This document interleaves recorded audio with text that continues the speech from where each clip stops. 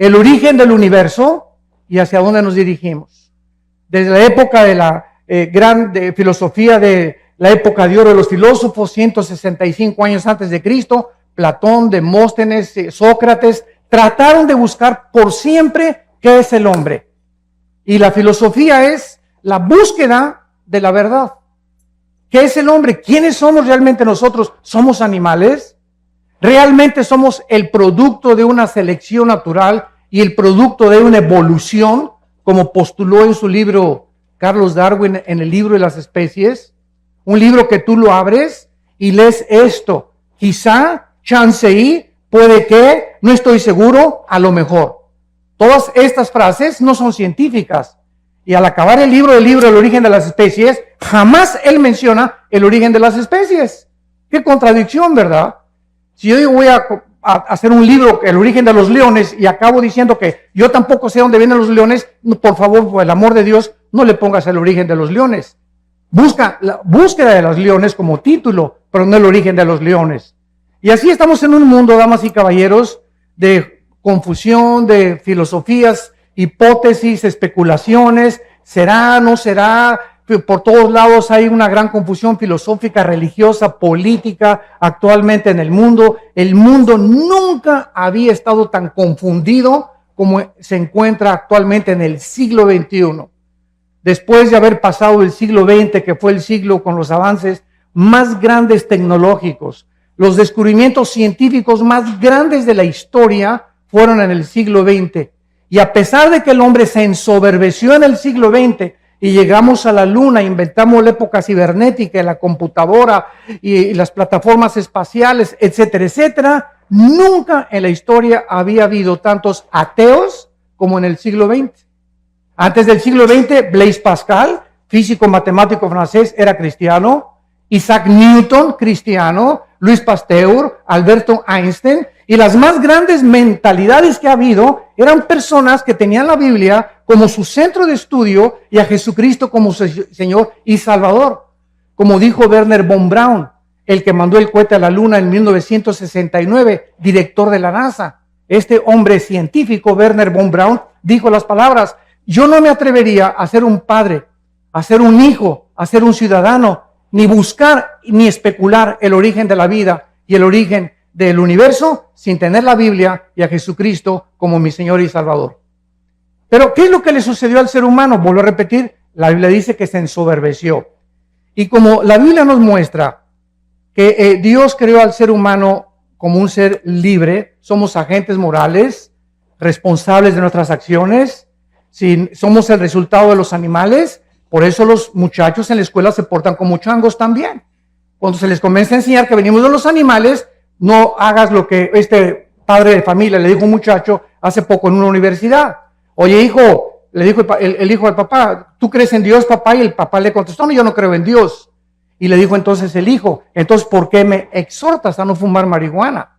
¿Sabes una cosa? Si tú no crees en Dios, tú no tienes ninguna base moral para poder decirle que lo que yo estoy haciendo es bueno o es malo, porque yo hago mis propias leyes, yo quiero endiosarme igual que tú, padre. Claro que el hijo se estaba burlando de su papá, pero este es al punto donde se llega de la increíble confusión que existe de los famosos hombres o mujeres o maestros en las universidades que llenan actualmente las universidades del mundo diciendo a los estudiantes que son ateos y que no existe absolutamente nada. Y esta es la razón de tanta confusión, donde ya el mundo perdió la brújula. El matrimonio se está redefiniendo. Lo que durante miles de años fue un hombre y una mujer, ahora se cambia el matrimonio y ahora no es entre un hombre y una mujer. Es el síntoma más grande de descomposición social, damas y caballeros, a la que el mundo se está enfrentando. Y estamos como las ranas, cuando la metes a una rana a una olla con agua fría y le prende la estufa, la rana, en lugar de que brinque cuando comience a hervir el agua, haz el experimento llegando a tu casa, ahí se va a quedar la rana en la olla hervida, porque su sangre se adapta a la temperatura del agua. Así estamos pasando nosotros, estamos tomándolo todo como normal, nos estamos adaptando a la nueva moral y estamos aceptando que es normal y la Biblia dice que no es normal, como lo vamos a ver a continuación. Muchos critican de por qué si Dios existe tiene que juzgar a los hombres algún día. Te voy a decir la respuesta si eres ateo, escéptico o agnóstico.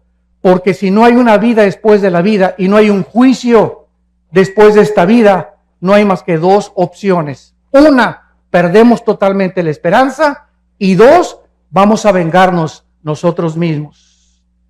Si no hay absolutamente justicia después de la vida, entonces todos los nazis que asesinaron a casi 6 millones de personas y que murieron, el grupo de ISIS que está en el Medio Oriente ahorita, que están matando a cientos, miles de cristianos, degollándolos, y mueren de un bombazo de repente, y dices, pues qué fácil, ¿verdad? ¿Sabes una cosa? Te equivocas. La Biblia dice que hay un juicio que viene cuando tú mueras y cuando yo muera. Y este juicio somos salvados cuando ponemos nuestra fe en una cruz, donde el Hijo de Dios dio su vida para dar su sangre y decirnos estas palabras. De verdad les digo, que cualquiera que oye mi palabra y crea al que me envió, no vendrá a condenación. No pasará por este juicio, porque ha pasado de la muerte a la vida. Juan 5:24. Los que traigan su Biblia en esta mañana, los invito a que la abran en el libro de Apocalipsis, capítulo 20. Apocalipsis, capítulo 20. El libro de Apocalipsis fue escrito hace 2000 años por el último de los sobrevivientes de los apóstoles de Jesucristo, llamado el apóstol Juan. Este hombre, Juan, tenía 95 años de edad, exiliado por el emperador romano en la isla de Patmos. Si tú vas a Europa o vas al mar Egeo, vas a encontrar que todavía está la isla de Patmos y se encuentra todavía el lugar donde el apóstol Juan estuvo exiliado por el emperador romano. El apóstol Juan tenía como 95 años de edad y nos imaginamos tal vez que ya estaba, bueno, para eso fui cristiano, colgando con cadenas. Los exiliados políticos del gobierno de Roma no les quitaban la ropa. Al llegar a la isla y al exiliarlos, les colgaban las cadenas y no les volvían a quitar la ropa. Ahí se hacían excremento y todas sus necesidades. Imagínense ustedes nada más a los 3, 4 días de estar así, cómo podrían morir estas personas sin ninguna misericordia del pueblo romano. Entonces Juan, a los 95 años de edad, va caminando por la playa. Todo eso se encuentra en el capítulo 1 de Apocalipsis, y oye una voz atrás de él que le dice: yo soy el primero y yo soy el último. Yo soy el alfa y yo soy el omega. Yo soy el que tengo las llaves del infierno y las llaves de la vida. Y yo soy el que estuve muerto, mas he aquí que vivo por los siglos de los siglos. Y cuando Juan voltea, ve a una entidad espiritual brillante, con el pelo blanco como la nieve, los ojos refulgentes como las llamas, con un vestido de lino que le llegaba hasta los pies, con un cinturón que le ceñía la cintura de oro, con los pies refulgentes como el bronce bruñido, y le contesta el Señor Jesucristo: yo soy Jesús, el que estuve muerto, mas he aquí que vivo. Quiero que escribas, Juan, lo que va a ser, lo que ha sido y lo que será. Y así es como tenemos nosotros el libro, los 22 capítulos del libro del Apocalipsis, que contiene el final de la raza humana, que nos muestra claramente los avances tecnológicos como la marca del 666, que el anticristo va a ponerle muy pronto a la humanidad. ¿Cómo pudo la Biblia adelantarse, damas y caballeros, de que se iba a escribir hace 2000 años, que vendría el tiempo en que la economía del mundo se tendría que controlar por computadoras si no se hubiese inventado las computadoras? ¿Quién le reveló al apóstol Juan que vendría el tiempo que solamente con computadoras puedes controlar una marca y marcar a más de 7.5 billones de personas que estamos ahorita en el planeta Tierra? La Biblia es increíblemente demostrando las evidencias profundas que existen de que es un libro sobrenatural. En el capítulo 20, que es el capítulo que nos concierne en esta mañana, encontramos estos versículos del 11 al 15. Y dice así: y vi un gran trono blanco, y al que estaba sentado en él, de delante del cual huyeron la tierra y el cielo, y ningún lugar se encontró para ellos. Y vi a los muertos, grandes y pequeños, delante de Dios. Y los libros fueron abiertos. Otro libro fue abierto, el cual es el libro de la vida. Y fueron juzgados los muertos por las cosas que estaban escritas en los libros según sus obras. Y el mar entregó los muertos que había en él. La muerte y el Hades entregaron los muertos que había en ellos y fueron juzgados cada uno según sus obras. Y la muerte y el Hades fueron lanzados al lago de fuego. Esta es la muerte segunda, y el que no se halló inscrito en el libro de la vida fue lanzado al lago de fuego. Vemos nosotros que por causa de que no fuimos el resultado de una evolución, ni venimos de los animales, la Biblia nos muestra que somos criaturas racionales, agentes morales, responsables de todas las decisiones, pensamientos y palabras que hayamos hecho mientras estábamos vivos. Y por esta razón, por ser agentes morales libres, Dios nos tiene que juzgar. Porque si no hubiera un juicio y Dios no fuera el legislador de la moral, sería un monstruo de Dios. Muchas personas dicen, ¿cómo es posible que Dios haya creado el universo?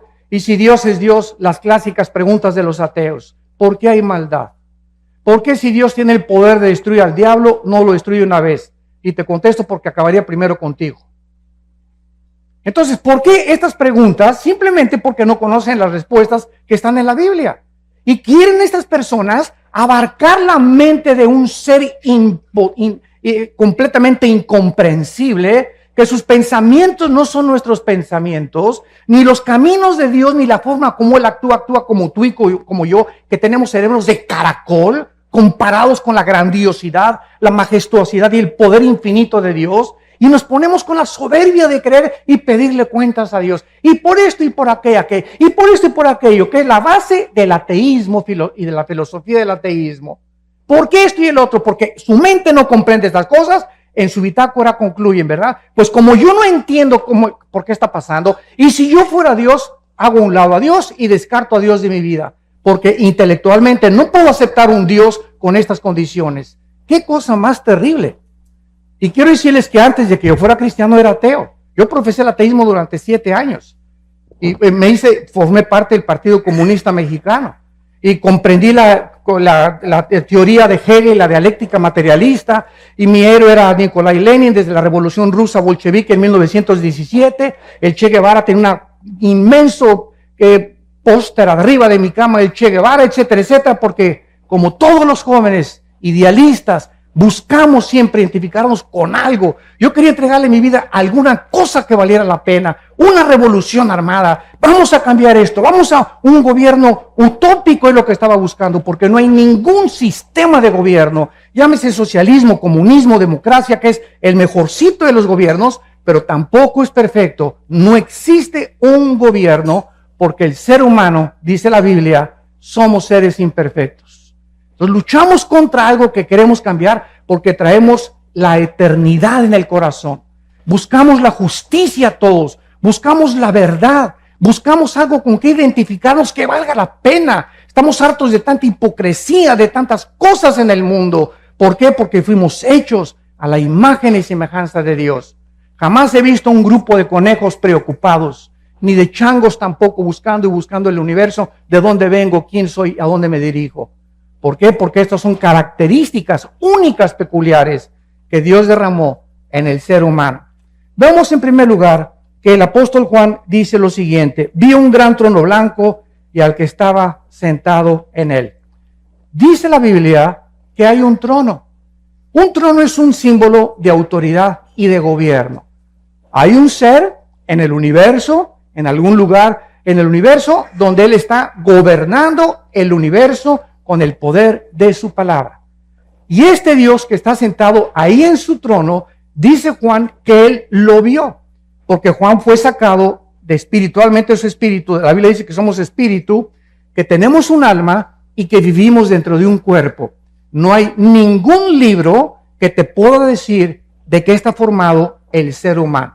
Freud quiso penetrar en la mente subconsciente creyendo que el ser humano, en la psique se encontraba su problema, y trató de hipnotizar a los pacientes enfermos con histeria y con paranoias y con esquizofrenias, etcétera, etcétera, y tratar de inconscientemente traerlos al consciente para que su subconsciente fuera sanado.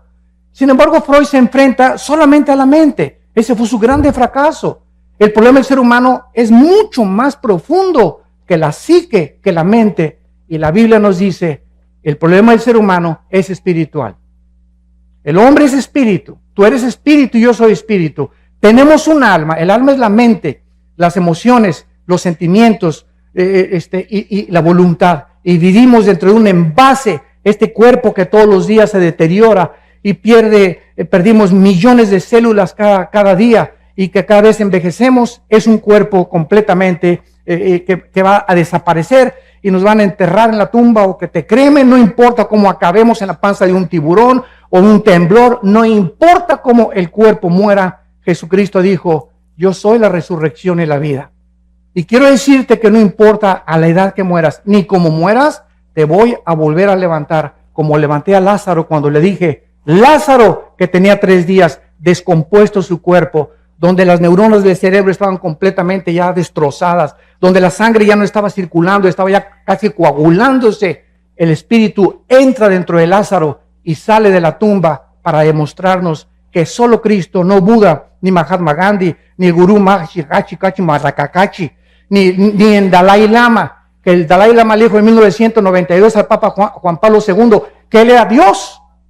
Me acuerdo que yo mandé un correo a la embajada china y le dije al Dalai Lama, si usted es Dios, díganos cuándo va a resucitar.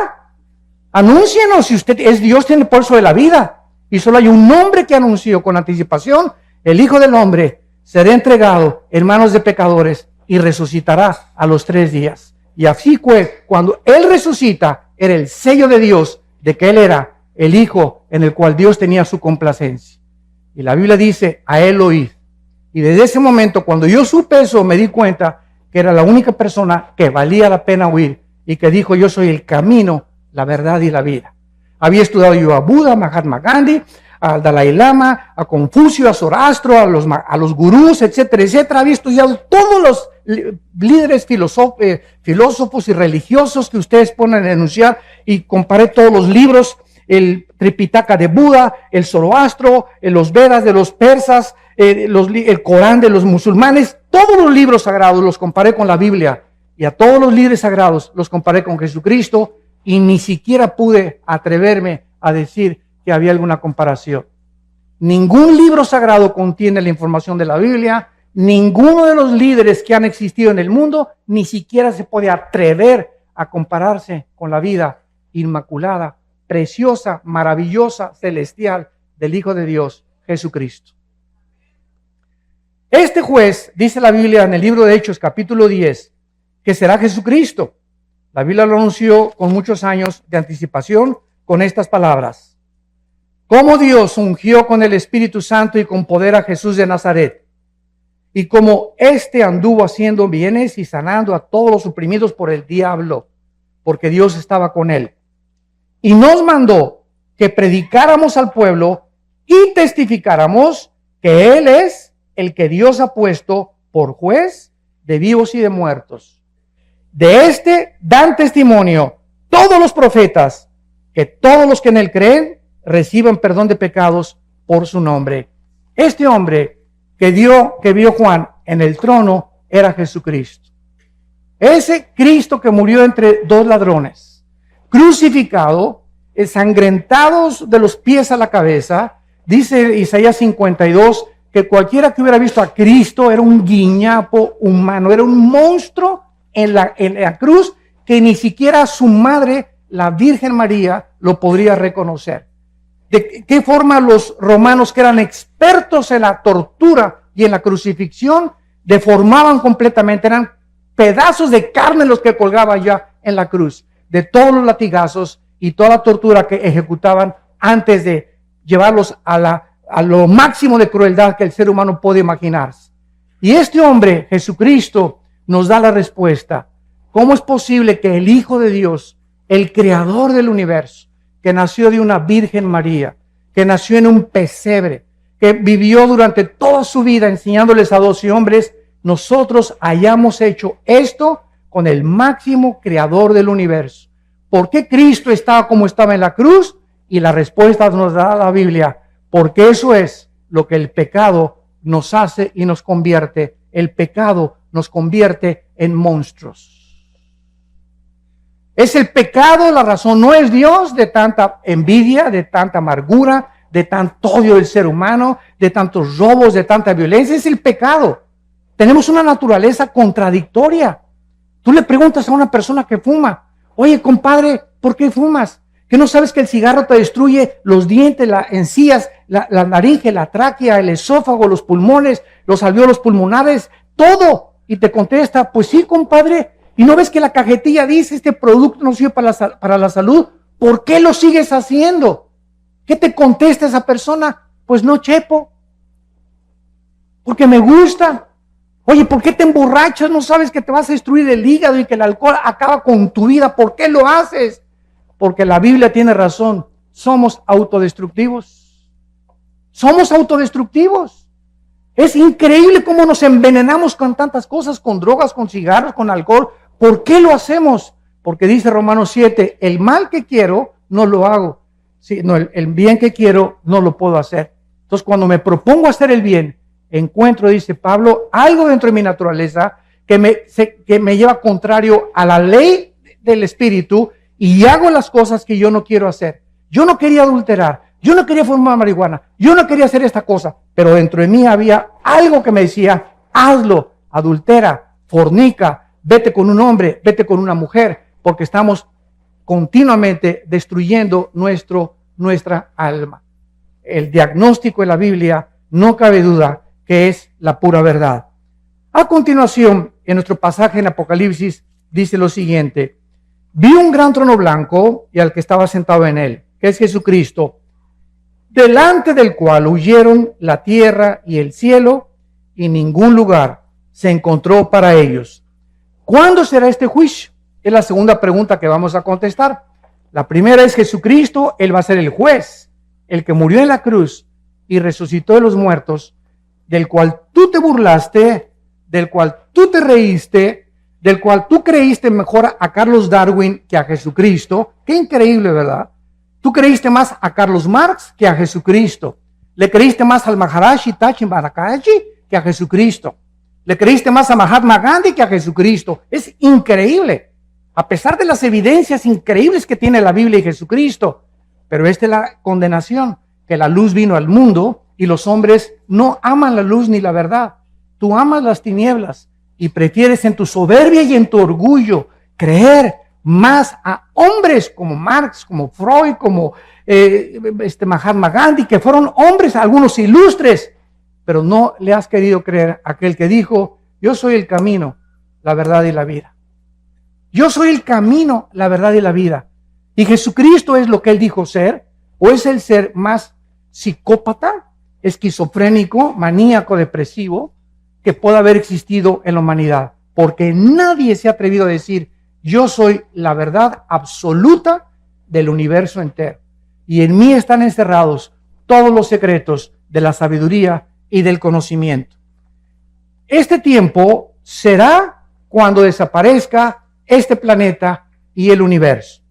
Dice la Biblia en el libro de Isaías, en el Antiguo Testamento, profetizando que iba a desaparecer el mundo donde vivimos con estas palabras. Porque aquí, Isaías 65, 17, yo crearé nuevos cielos y nueva tierra, y de lo primero no habrá memoria, ni más vendrá el pensamiento. En otras palabras, esto te contesta la pregunta, oiga, y cuando llegue al cielo, si no está mi perro Fido conmigo, ¿no lo voy a extrañar? ¿Y si no está mi abuelita conmigo? ¿Y si no están mis hijos conmigo en la otra vida? ¿Y si mi esposo y a los que yo amé se van al infierno y yo me voy al cielo? ¿Tú crees entonces que el cielo sería un lugar de completo descanso y de completo reposo y completa paz si tuviéramos esos sentimientos que tenemos aquí abajo en la tierra? ¿Por qué pensamos así? Porque creemos que vamos a tener la misma mentalidad que tuvimos aquí en el mundo. Pero cuando vayamos al cielo, Jesucristo dijo una vez que le tocaron la puerta y que estaba enseñando a sus discípulos, Señor, en la puerta está tu mamá y tus hermanos. Le tocaron la puerta. Y volteó Jesucristo y les dijo, ¿verdad? Pasen, les dijo que pasaran. No les dijo eso, ¿verdad? ¿Por qué su mamá y sus hermanos no entraron al estudio bíblico? ¿Por qué no entraron? ¿Por qué no se juntaban y lo seguían como lo siguieron 12 apóstoles? Entonces Jesucristo no fue a recibir a su mamá ni a sus hermanos, sino que se volteó a los discípulos y les dijo, mi madre y mis hermanos son ustedes los que hacen la voluntad de mi Padre. Entonces, en el cielo, nuestros padres y hermanos que tuvimos aquí no necesariamente van a estar con nosotros. Va a haber nuevas familias, de acuerdo a Isaías 65 y Isaías 66. Y ya no habrá más memoria de tu perro, ni de tu novia o de tu exesposa. Pero hay algo que es también importante. Las familias, de acuerdo a Isaías 65, las familias que en esta vida fueron todos cristianos, y los hijos cristianos, seguiremos viviendo como familia en la otra vida. Porque dice la Biblia, tu descendencia será bendita, que son nuestros hijos. Salmo 112, versículo 2. Bienaventurada la generación de los justos, porque será bendita por toda la eternidad. Entonces, este tiempo será cuando los cielos y la tierra desaparezcan. Imagínense ustedes, ahí van a estar en este juicio todos aquellos que creían que en este mundo estaba realmente todo lo que ellos querían. Será desintegrado, se fundirán los elementos y aquí va a estar lo que tú creías. Ahí van a estar tus tierras, ahí va a estar tu droga, ahí van a estar tus amantes, todo este mundo que muchos aman y que quieren aquí poder y que quieren publicidad y que quieren aquí ser reyes y Miss Universo y Miss Colombia y diputados y gobernadores y llegan hasta la arriba de la cumbre, y mientras más alto subas sin Dios, más alto caes. Es el problema de los que llegan a la cumbre, artistas, cantantes, deportistas, llegan a la cumbre y algo les pasa. No fuimos hechos para llegar a la cumbre, para recibir tanto aplauso y tanto amor y tanto honor sin descomponernos. La naturaleza humana se descompone con los halagos, con los barberos detrás de ti. Te descomponen porque el ego es muy grande de nosotros. Entonces, cuando un político sube hasta arriba y un gobernante sube hasta arriba y un deportista y un artista como Michael Jackson, Elvis Presley y te nombro cientos, acaban drogados, como Prince, acaban drogados, acaban degenerados sexualmente, acaban completamente o se suicidan o se quitan la vida porque no soportan estar allá arriba. Mientras más altos suben, más rápido nos descompone las alturas. Solo Dios puede darnos el poder de llegar a algún lugar en la cumbre con Él, porque le damos la gloria a Él. Y cuando no es así, vemos cómo se descompone el ser humano. Vemos a continuación que la Biblia nos muestra que ningún lugar se encontró para los incrédulos.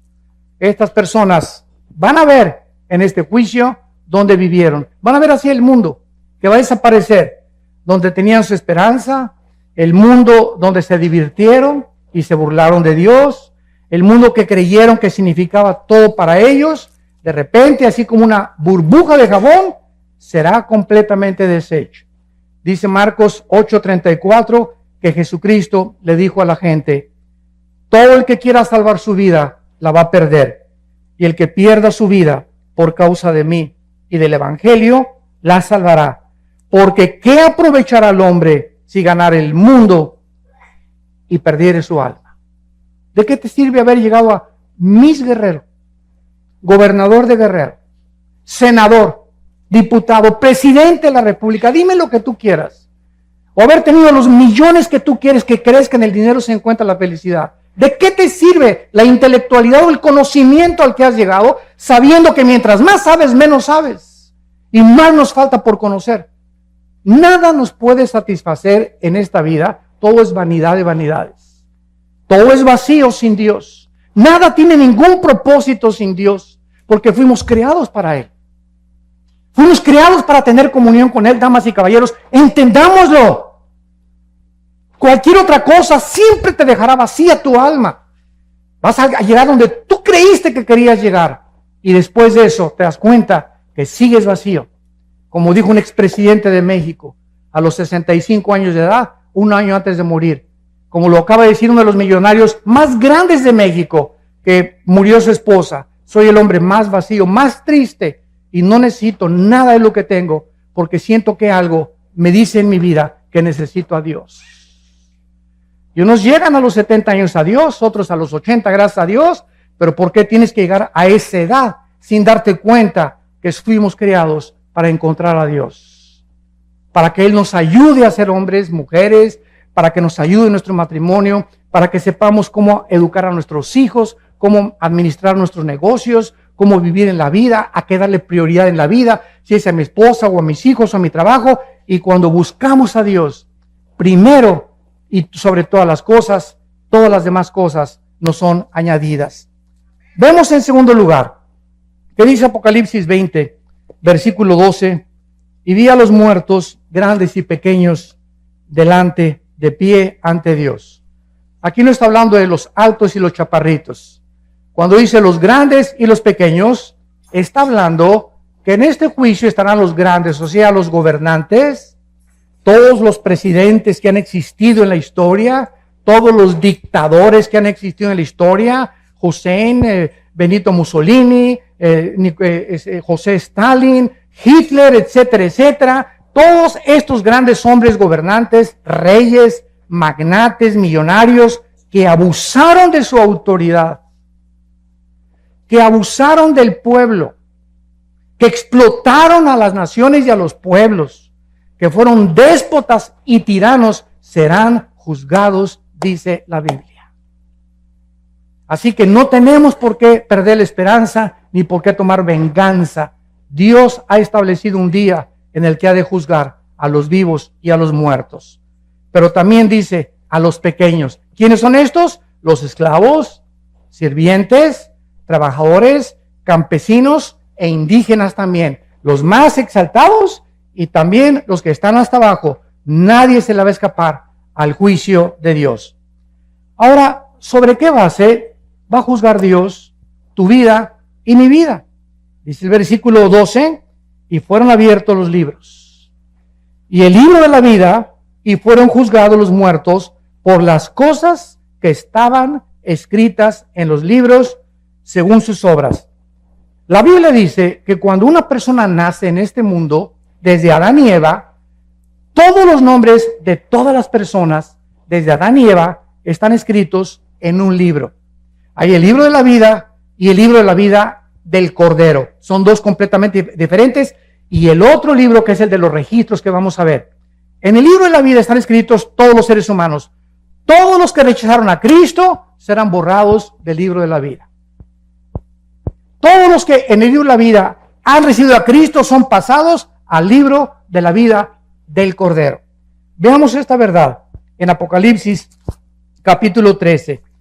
Y dice así, en Apocalipsis capítulo 13, hablando acerca del anticristo y de todas las personas que él va a perseguir, dice el versículo 8, y lo adoraron, o sea, el anticristo, todos los moradores de la tierra, cuyos nombres no estaban escritos en el libro de la vida del Cordero, que fue inmolado desde el principio del mundo.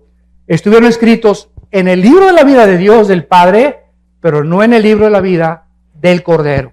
Tú eres inscrito en el libro de la vida del Cordero cuando recibes a Cristo como tu Señor y como tu Salvador. Ahora, cuando alguna persona va a ser juzgada, vemos nosotros que vamos a ser juzgados, dice aquí, por las obras. Y estos libros, si lo notas bien, dice así: si alguno tiene oído, oiga, porque estas personas serán juzgadas por las cosas escritas según sus obras. En otras palabras, no todos los seres humanos tendrán el mismo castigo. Esto lo podemos ver en un ejemplo que Cristo hizo en Mateo capítulo 11, hablando de dos ciudades.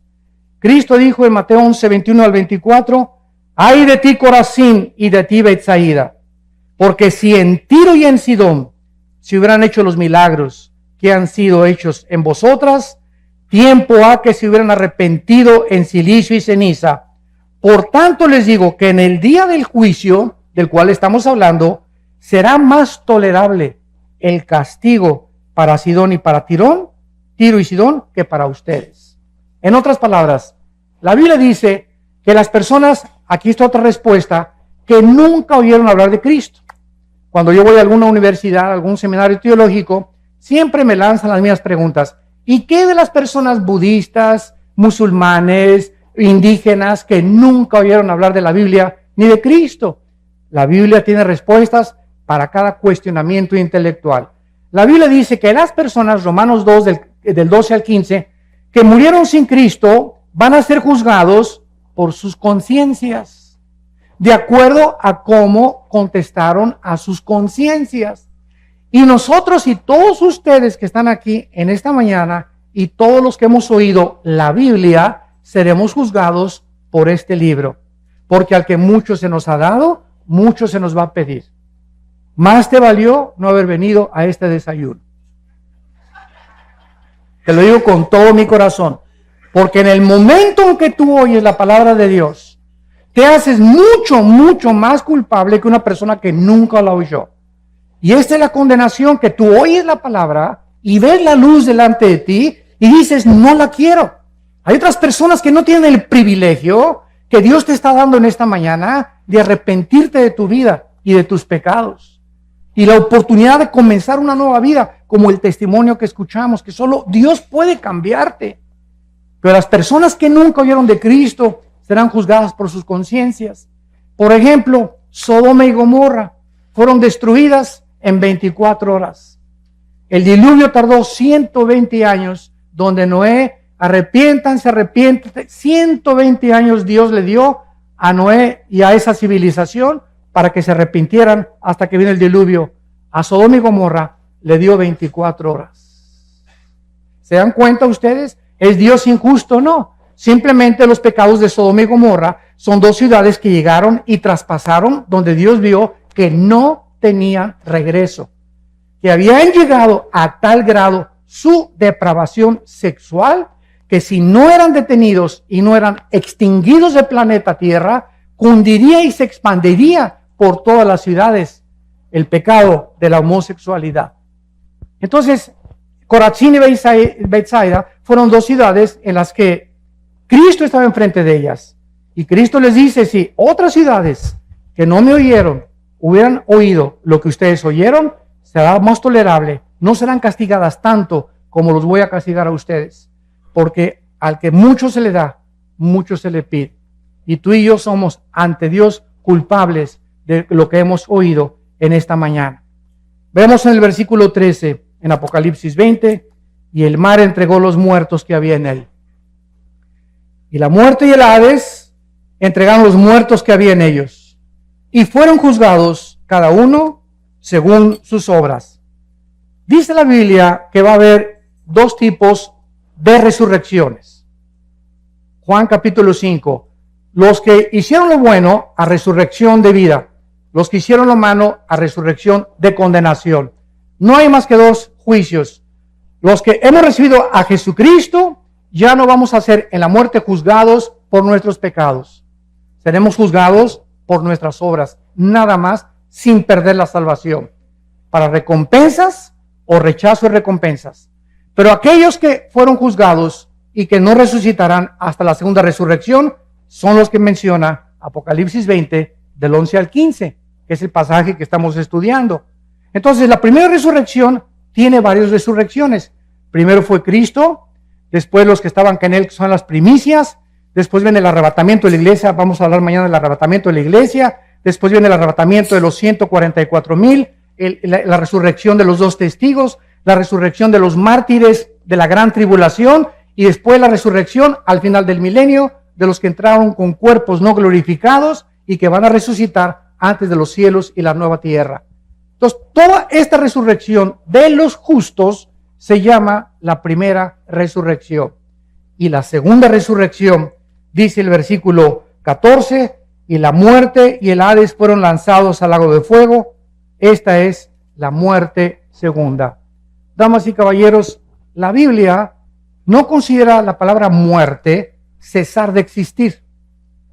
La muerte en la Biblia significa separación. Entonces, cuando dice la Biblia que la muerte segunda vendrá a ellos, es porque tú vas a morir físicamente y yo también una vez. Y después de que tú mueras físicamente, vas a morir otra vez si eres lanzado al infierno. Tuviste 2 muertes y un solo nacimiento. El cristiano tiene 2 nacimientos, nací de mi mamá y nací del Espíritu Santo. Y moriremos una sola vez, físicamente. Porque al morir nos están esperando los ángeles para llevarnos a la presencia de Dios. Y no porque seamos buenos ni mejores que los demás, simplemente por haber creído en el nombre del Hijo de Dios. Y cuando lleguemos al cielo nos vamos a quitar las coronas, dice Apocalipsis 4, y se las vamos a dar a Cristo y le vamos a decir: Padre, no merezco ni la corona, porque por tu gracia y por tu misericordia nosotros somos lo que fuimos mientras estábamos en este planeta. Y saldrán del mar, dice la Biblia, todos los que murieron en los océanos Atlántico y Pacífico, el mar Mediterráneo, el mar Egeo, el Golfo Pérsico, los mares Rojos y Muerto, todos los que murieron en avionazos, hundimientos de barcos o que se los comieron los tiburones, van a salir del mar. Y los demás saldrán del centro de la tierra, y dice, y la muerte y el Hades fueron resucitados y entregados a ellos y juzgados por sus obras. ¿Qué es el Hades? El Hades es una prisión en el centro de la tierra, donde si tú mueres sin Cristo, inmediatamente en segundos, desciendes al centro de la tierra. Es como una prisión temporal, donde estás esperando hasta después del milenio, o del reino milenial de Jesucristo, vas a ser resucitado para presentarte a este juicio y juzgado por tus obras. El Hades es una prisión en el centro de la tierra, donde están únicamente los espíritus de los seres humanos desde Adán hasta nuestros días que rechazaron a Dios. El infierno es el lugar donde van a ser lanzados. Y cuando nosotros estudiamos la Biblia, nos damos cuenta que esta profundidad o esta prisión que se encuentra en el centro de la tierra, van a salir todos los que están ahí para ser presentados delante de Dios, los grandes y los pequeños. Y ahí estarán los dictadores, los reyes, junto con los indígenas, los esclavos y todos aquellos seres humanos que nunca les importó nada seguir a Jesucristo. Saldrán del mar, saldrán del Hades y serán castigados según sus obras. Y finalmente, dice la Biblia que todas aquellas personas que van a resucitar para presentarse delante de Dios, notas lo que dijo, y los vi parados delante de Dios. Y vi a los muertos de pie ante Dios. ¿Por qué vas a estar de pie? Porque en el día del juicio ya no hay oportunidad para que te arrepientas. Ya nadie va a caer de rodillas: Señor Jesucito, perdóname por el amor de Dios, y sacar tu estampita de Santa Deo, ¿verdad, Señor? Pero nada, se acabó ya, ni agua bendita, ni escapulario, ni gritos, ni Ave María, ni santos, no va a haber nada absolutamente en ese momento. Estás dispuesto ya para ser lanzado, y no es un momento de arrepentirse, simplemente Dios va a demostrar en este juicio, escuchen esto, que Él es lo suficientemente justo para decirte: yo no te quise lanzar al infierno. Como me dijo una señora hace mucho tiempo: ay, señor Alducin, fíjese que pues yo creo que Dios es peace and love, y todos algún día nos vamos a ir al cielo. Dios no manda a nadie al infierno.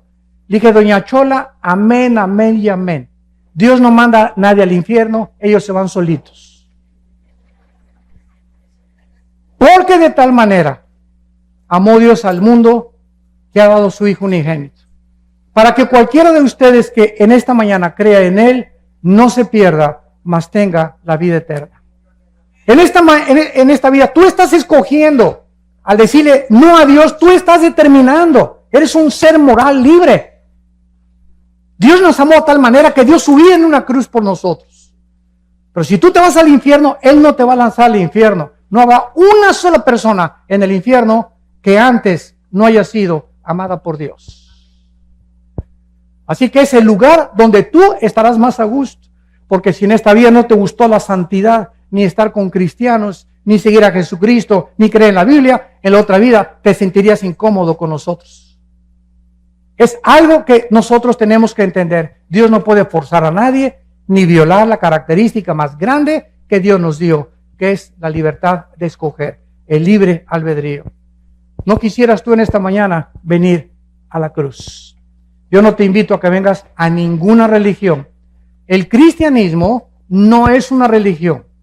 Cristo no bajó del cielo a traernos otra religión de las miles de religiones que existen. Cristo bajó del cielo a traernos la vida eterna. Y esta es la vida eterna, que te conozcan a ti, al único Dios verdadero, y a Jesucristo al que tú has enviado. Y este es el testimonio que Dios nos ha dado, la vida eterna. Y esta vida está en su Hijo. El que tiene al Hijo tiene la vida. El que no tiene al Hijo, aunque seas católico o protestante o mormón o testigo de Jehová, no importa la religión que tengas. Si tú no tienes al Hijo, tienes una religión, pero no tienes la vida eterna. ¿Te das cuenta de la grande diferencia y de la ignorancia tan grande que hay por ignorar la Biblia? Que estamos satisfechos con una religión. Pues yo voy el domingo y me comulgo, o a mi iglesia, etcétera, etcétera, y de lunes a viernes me porto como el hijo del anticristo. Hago lo que me da la gana, ¿verdad? Total, que Dios me va a perdonar. ¡Cuánta ignorancia! ¡Qué susto te vas a llevar el día que tú te mueras! ¿Y cuántos de nosotros en esta mañana estamos seguros que amanecemos? Ninguno de nosotros. En el año 2001, 3,000 personas se levantaron en Nueva York y trabajaban en las Torres Gemelas. 3,000 personas se levantaron y le dijeron a su esposa: mi amor, nos vemos a las 12 para el lunch, nos vemos al mediodía. Se pusieron su corbata. Esas 3,000 personas, ¿quién se iba a imaginar que 2 aviones se iban a estrellar con unas Torres Gemelas y que era la última vez que a su esposa le decían: te amo? ¿Estás tú seguro hoy en la mañana que te levantaste que no es tu último desayuno? ¿Una embolia cerebral? ¿Un ataque al corazón? ¿Una bala perdida? ¿Un accidente de tránsito? No tenemos comprada la vida, ninguno de nosotros. La Biblia dice: prepárate para encontrarte con tu Dios. Prepárate, porque nuestra vida está en un hilo y nunca nadie sabe cuándo Dios nos llama a presentar cuentas. ¿Estás tú preparado? Esta oportunidad te la da Dios hoy en la mañana, en su misericordia, y porque Él te dice: te amo, te amo, te amo. No quiero que te pierdas. Tengo un programa mucho mejor que el que tú te imaginas para tu vida. Mis pensamientos para ti son de paz y de esperanza, para darte el fin que tú anhelas, para que tú entiendas, mi amor, que di mi vida en una cruz, para que cualquier cosa que me pidas, yo te la voy a conceder. Este es el amor de Dios, que siendo pecadores, Cristo da su vida por nosotros. Los invito a muchos de ustedes en esta mañana que inviten a Jesucristo a su vida, que te arrepientas de tus pecados y que en esta mañana te enfrentes con la realidad que en el día que tú mueras, inmediatamente esté establecido el juicio. No habrá ninguna oportunidad, no hay reencarnación, no hay purgatorio, no hay más que cielo e infierno, de acuerdo a la Biblia. ¿Qué escoges tú en esta mañana? La vida. Escoge la vida para que Dios te bendiga y puedas algún día darle gracias a Dios que no te equivocaste esta mañana al venir a este desayuno y a decirle al Señor Jesucristo: entra a mi vida, Señor, te necesito como mi Señor y Salvador. Les pido que inclinen sus cabezas por unos segundos. Y así, con tu rostro inclinado, en esta mañana, en la que no es coincidencia que hayas venido, sino que Dios, en su infinito amor y misericordia, te ha traído por invitación de amistades, o a lo mejor viniste por curiosidad. Esto se llama la providencia divina. Que Dios te ama y te está llamando. Y tal vez muchos de ustedes, en este momento, ha sido la última vez que Dios le está llamando. Si oyes su voz, no te endurezcas. Hoy es el día aceptable. Hoy es el día de tu salvación. Ven a la cruz. Abraza la cruz, donde tus pecados y mis pecados fueron puestos en el Hijo de Dios, para que con su sangre pudiéramos nosotros ser lavados, purificados y santificados, gracias a lo que Él hizo en nuestro lugar, en esa cruz. ¿Qué tengo que hacer?, me preguntarás, para que en este momento yo puedo arreglar mi condición delante de Dios. Tú me puedes decir, es que yo soy un asaltante, yo soy secuestrador, he tenido 5 abortos, soy una prostituta, soy un homosexual, he engañado a 3 o 4 mujeres mis antiguos matrimonios, soy un adúltero, soy una adúltera. Y la Biblia te contesta, si tus pecados fueren tan negros como el carbón, como la blanca lana vendrán a ser. Si tú en esta mañana te arrepientes y entiendes que no tienes que dejar esa vida para venir a Cristo, ven cómo estás y Él, al entrar a tu vida, te dará el poder de cambiar, de transformarte en una nueva criatura y darte el poder de la vida eterna. Ven cómo estás, tal como eres de pecador, y dile estas palabras con todo tu corazón. Señor mío y Dios mío, te pido perdón por mi vida, por mi soberbia intelectual, por mi vida de pecado. Ahora he comprendido claramente que no puedo seguir viviendo de esta manera, y que tú eres el único que puedes cambiarme, transformar mi manera de pensar y darme el poder de vivir para ti. Señor Jesús, creo que en esa cruz, con tu sangre, pagaste por mis pecados. Te invito en este instante que entres a mi vida. Te recibo como mi Señor y mi Salvador. Gracias por darme al Espíritu Santo como el poder para cambiar mi vida, vivir para ti, conocerte y adorarte en espíritu y en verdad. En el nombre de Jesús. Amén. Amén y amén. Gracias a Dios por este libro. Damas y caballeros, en medio del mundo que vivimos,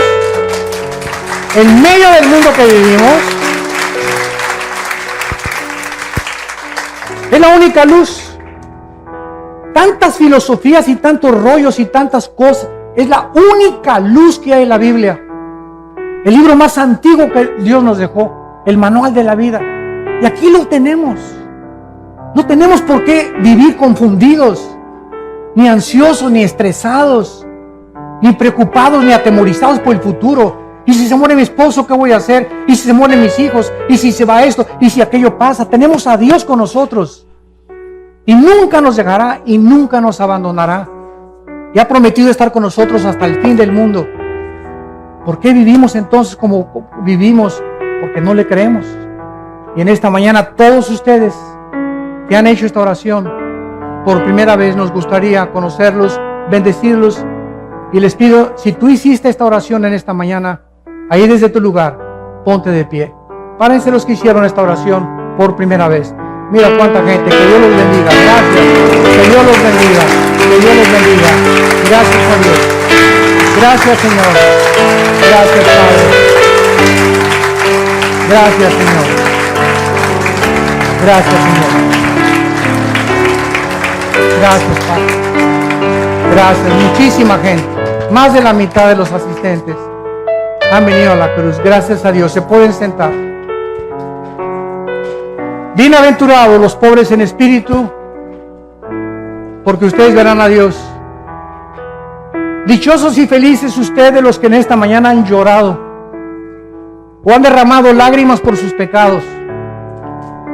Dichosos y felices ustedes los misericordiosos, los que tienen compasión de la gente, los que no ven a la gente como instrumentos para tus intereses, ni para ser usados como cosas y objetos. Dichosos y felices cuando te persigan, cuando se burlen de ti por ser cristiano o cristiana. No te amilanes ni te amedrentes, al contrario, crécete como los toros al castigo. Anímate, porque es una señal que el Espíritu Santo está sobre tu vida.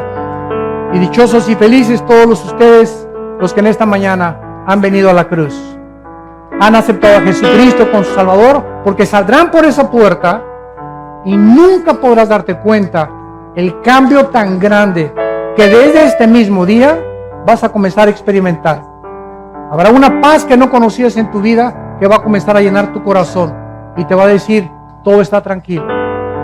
Tengo el mundo bajo mi control. Búscame con todo tu corazón y tendrás esa paz que sobrepasa todo el entendimiento. Que Dios los bendiga y que tengan mucha paz.